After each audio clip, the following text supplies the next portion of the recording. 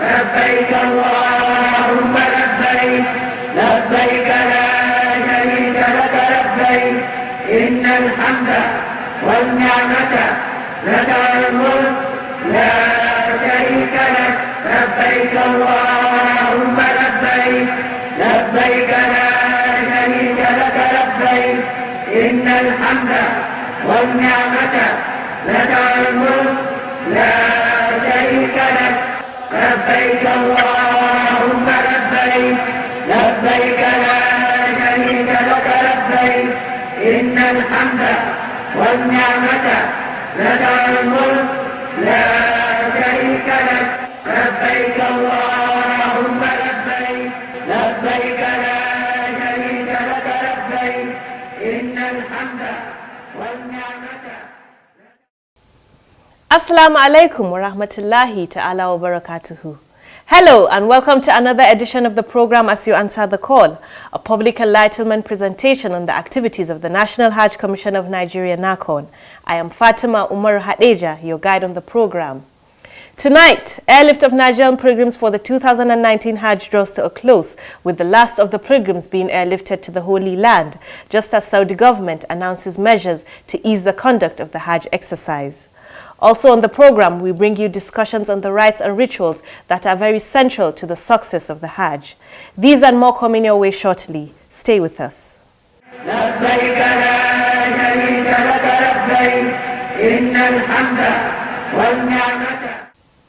Alhamdulillah. The program is As You Answer the Call, and we begin with the news diary, in which we bring you updates on the concluding phase of the airlift operations of Nigerian pilgrims to Saudi Arabia. There are also reports on the engagements of Nigerian pilgrims and officials in Medina. Stay tuned for the details of the reports as presented from our studios.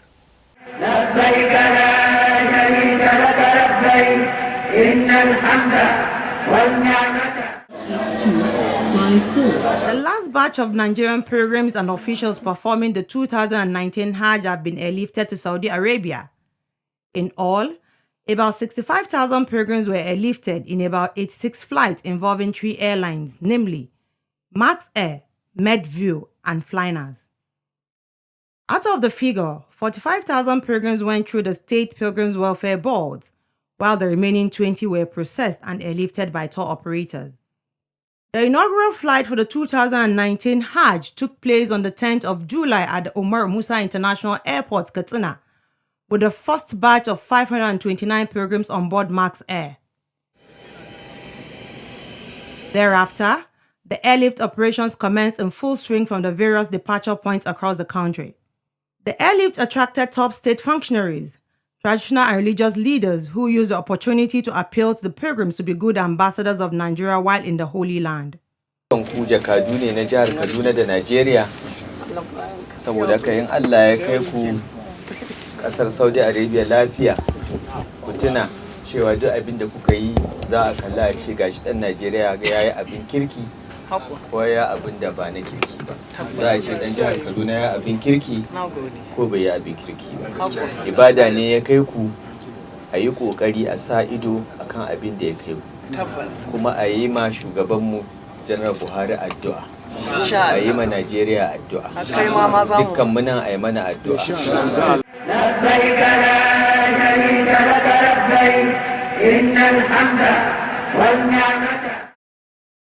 The National Hajj Commission of Nigeria, NAHCON, says it will move all Nigerian pilgrims now in Medina to Mecca on or before the 6th of August, which is the deadline given to pilgrims by Saudi authorities.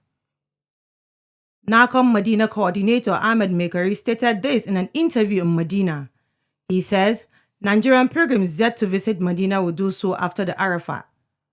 By 6th of August, we would have evacuated almost all our pilgrims to Mecca, inshallah. We have phase 2. Inshallah, after Hajj, all those who are unable to come to Medina before Hajj will come after Hajj. And that we are going to accord them the same treatment, the same services like the others enjoyed before, inshallah. Ahmed Megari says he is happy with the successes being recorded in the conduct of the Hajj, attributing it to the spirit of teamwork exhibited by his colleagues. We do it together, all of us. We sit down, if there is any challenge, all of us will sit down and find a solution to eat. If it is at NRT, fine. If it is at feeding, all of us will now converge and sit down. So I would say it's teamwork and prayers too. لبيك لا شريك لك لبيك إن الحمد والنعمة. In another development, the National Hajj Commission of Nigeria, NAHCON, has again called on Nigerian pilgrims to concentrate on acts of worship and avoid being distracted while in Saudi Arabia.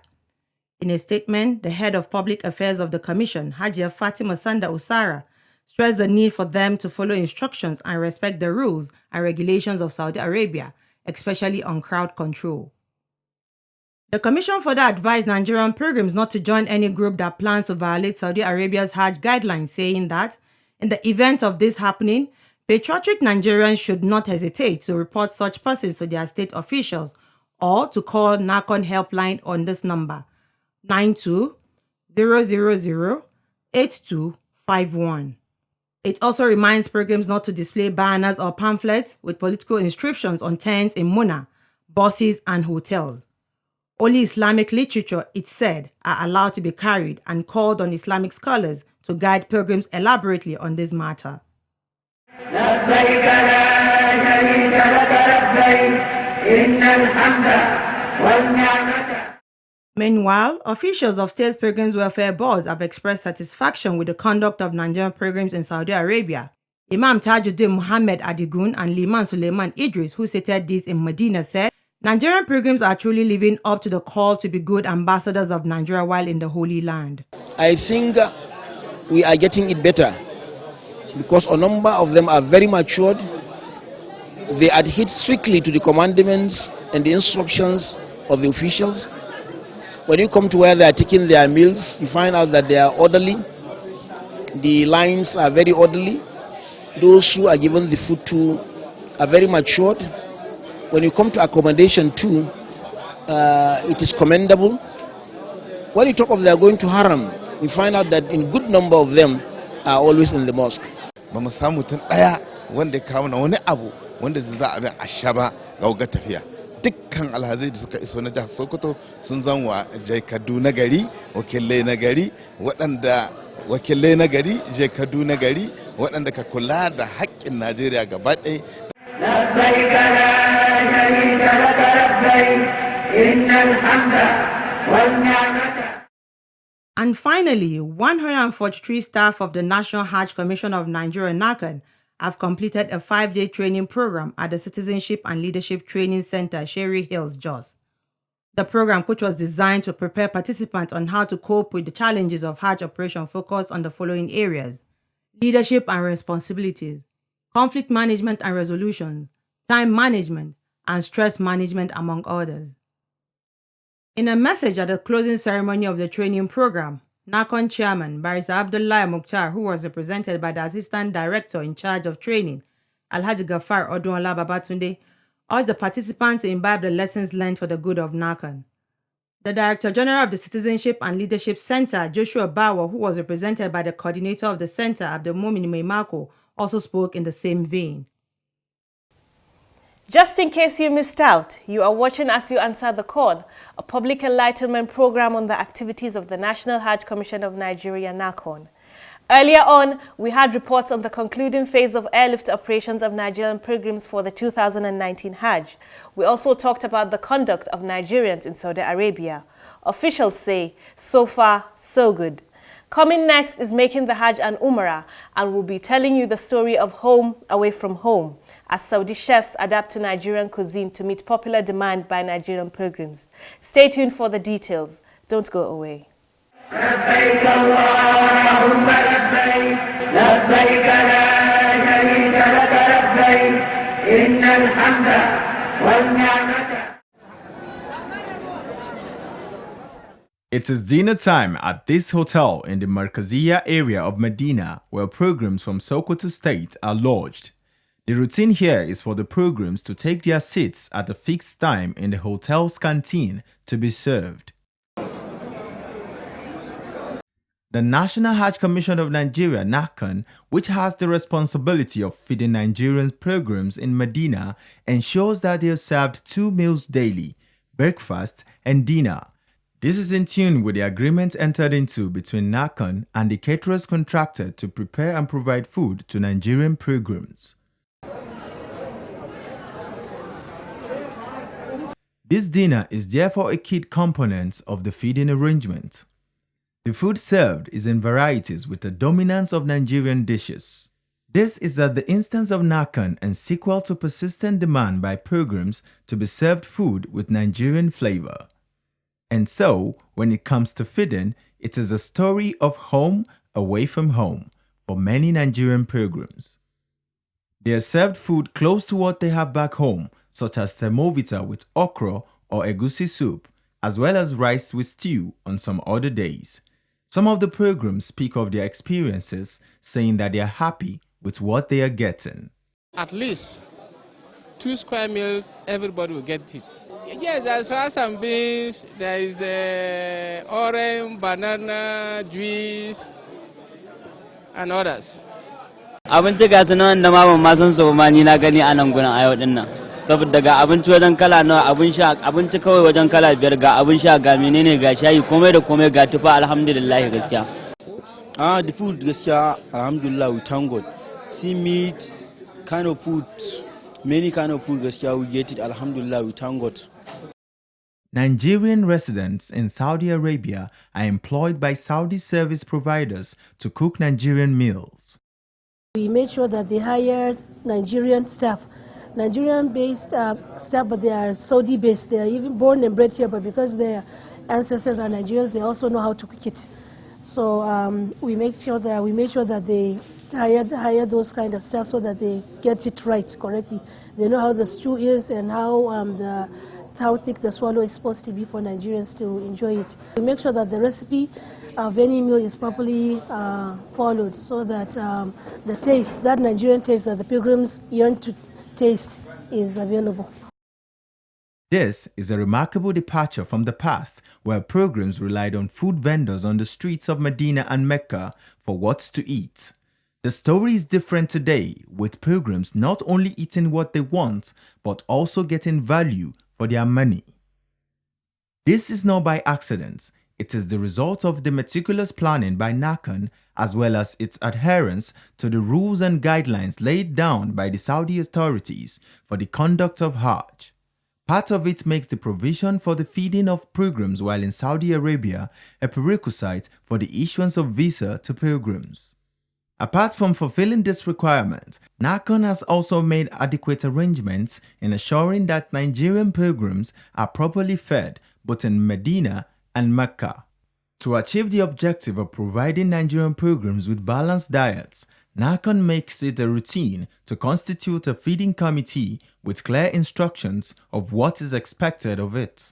The committee is charged with ensuring compliance with contract agreements, timely delivery of food, guaranteeing the quality and quantity of the meals served to pilgrims, making appropriate reconciliation of transactions made with caterers. Others are to ensure proper hygiene in kitchens as well as to identify challenges and solve them. Wafia Saleh Mustafa is the head of the committee while Rahmat Jafar Isa serves as the secretary. They speak on their roles in actualizing the feeding arrangements for pilgrims in Medina. We divided ourselves into 3 groups.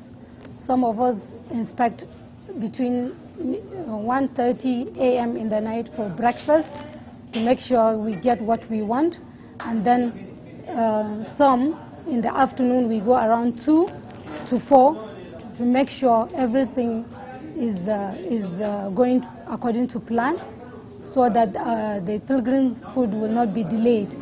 We make sure that we check their store to make sure that the food materials that they have, nothing has expired, and nothing will expire throughout the Hajj duration. And then after that, we inspect the cooking, make sure that the environment is clean, make sure that the staff that they have, they also wear hygienic items such as caps, and they cover their mouths, they wear the gloves. Added to this, the committee also ensures timely delivery of meals for onward distribution to pilgrims.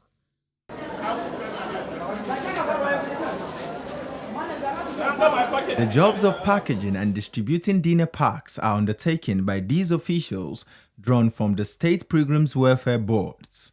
This is done after the meal has been collected from the caterers. Ensuring orderliness in the conduct of the programs is also what the officials are expected to do. To achieve this, a representative is appointed to represent each room at the collection point. The person is issued a card indicating the number of programs in each room. So now all of us have gotten our requisition. We'll just go and pray now and come back and start distributing it. NAHCON monitor the distribution process with the use of evaluation forms in which they record all the activities. So at the end of the day, after certifying that everything is there, then there is a place for remarks. We make the remark whether it's satisfactory or unsatisfactory, and then we sign. With attention now on the movements to Mecca, similar arrangements have been made for the feeding of pilgrims. These also include that of Muna and Arafat. NAHCON has another committee that monitors that leg of the exercise to ensure that the pilgrims are properly taken care of in Mecca, just as they were in Medina. MashaAllah. As the countdown to Hajj proper begins, attention is now focused on the fundamentals of Hajj. In other words, what are those things that pilgrims must do in order to have a successful pilgrimage? Tonight, our guest, Malama Rahama Musa Sani, discusses Sa'i, or the walk between the two mountains of Safa and Marwa. Stay tuned for this insight on an important aspect of Hajj rites. لبيك اللهم لبيك لبيك لا شريك لك لبيك إن الحمد والنعمة. Sa'i, or the walk between the two mountains of Safa and Marwa, is one of the pillars of Hajj and Umrah. Other pillars are Ihram, Tawaf, and staying at the plains of Arafat. Malama Rahma Musa Sani starts by giving the background of Safa and Marwa. Prophet Ibrahim alayhi salam initially had one wife, which is Saratu. For a very long time, Allah has not blessed them with a child. And then Saratu, out of her love for her husband, and then meaning well for him and wanting to have children around them, she advised her husband to take another wife, which is Hajara.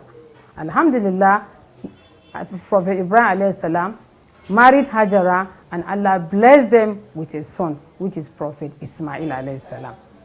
After a while, he decided to move Hajara and her son Ismail to Mecca.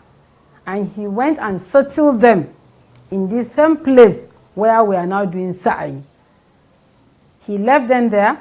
After saying he left them, he was about going. Hajara said, where are you living? And it was a desert land, nobody, a dry place. She said, are you going to leave us in this place? According to the narration, he kept quiet. She asked about 3 times. Then later she said, oh, is it a divine command from Allah? He said yes. She said, okay, inshallah, Allah will suffice for us. And he left them with a little food and water to drink. And no matter what, after some time it will finish. After a while, the water got finished. So Nana Hajara, the mother of Ismail, saw her son being thirsty, in need of water. She said something must be done. So she started looking for where will I get water to give my son. So she started walking from that Safa to Marwa, searching where can I get water. And she did this 7 times. It was on the 7th round that she saw her son stretching his leg on the sand.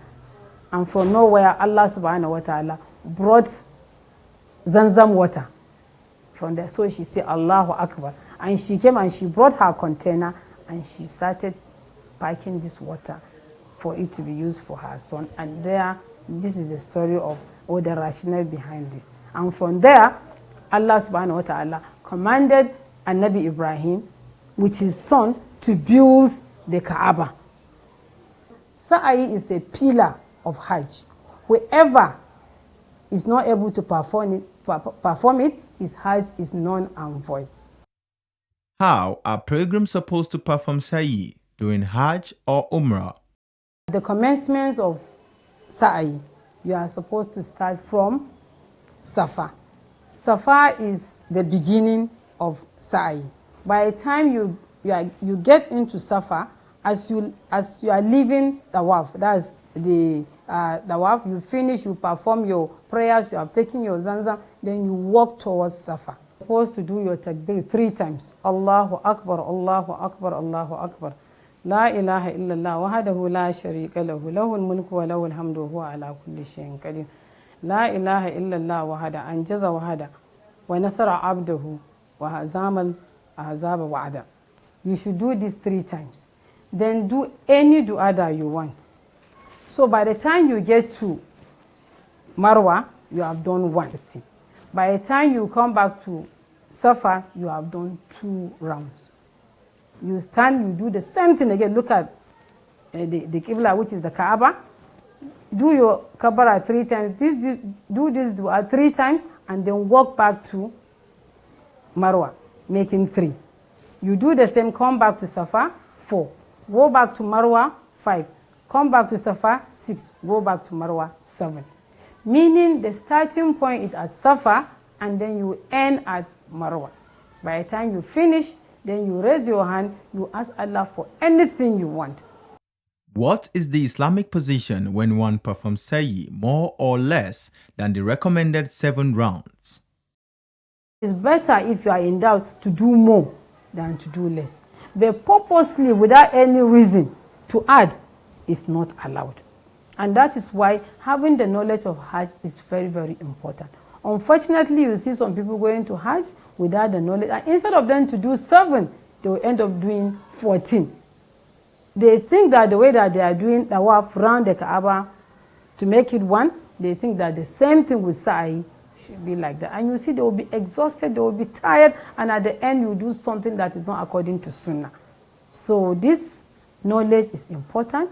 We should just stick to what Allah said we should do. But in case of mistake, take the lesser number and then continue from there. Can pilgrims perform Sa'i when not in a state of purity? Sa'i, you can do it even without ablution. So let's say if you are not pure, as a woman, let's say I finish my Tawaf. Just as I was about to start my Sa'i, my menstruation starts. And I can feel it that yes, it has started. There's nothing there. It won't stop me from doing my Sa'i, because it's not a condition for Sa'i that I have to be pure. Is there a specific time when one must perform Sa'i? Preferably, if you can, it is expected that when you finish your Tawaf, you should go and do your Sa'i. But you know there are exceptions to every rule. And la yukallifu Allahu nafsan illa wus'aha. Allah will not burden a soul more than it can bear. Sometimes you may finish your Tawaf and you may feel sick. In such a case, if you insist that I must go and do my Tawaf, you may end up being in the hospital. So there are exceptional cases.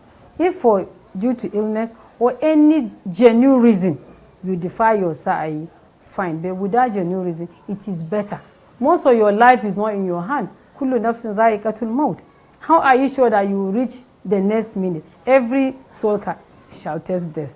So why can't you quickly finish what Allah has ordained you to do? Malama Rahmasani urges pilgrims to utilize the Hajj period to maximize their blessings and also pray for Nigeria. Thanks for being there. Now to the feedback segment. As usual, we will hear pilgrims talk about their experiences in the Holy Land, as well as send greetings to their loved ones back home. Let's hear them. But I want to sincerely just greet my friend wholeheartedly, my close friend who have become a sister to me, Amina Lamidu.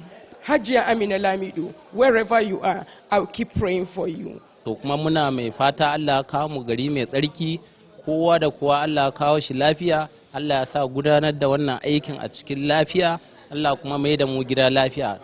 Ina son miƙa godiya ta ga gwamnatin Najeriya da gwamnatin jihar Katsina irin kokarin da suka yi na karamcin da suke gwada mana da da irin abubuwan da ake yi mana na lele a nan. Da na samu wannan kaina a wannan garin sai na ƙara gode wa Allah na yabi manzon Allah sallallahu ta'ala alaihi wa sallam. Wanda bai zo ba Allah ya bashi ikon zuwa, wanda ya zo Allah ya sa mu haji karɓaɓɓe, Allah ya sa hajjin da za mu yi a karɓa, Allah kuma za mu yi wa Najeriya addu'a. Alhamdulillah. And this is where we call it a day, believing that it was a rewarding outing. Join me same time next week for another edition of the program. Good night and thank you for watching. إن الحمد والنعمة لك الملك لا شريك لك لبيك اللهم لبيك لبيك لا شريك لك لبيك إن الحمد والنعمة لك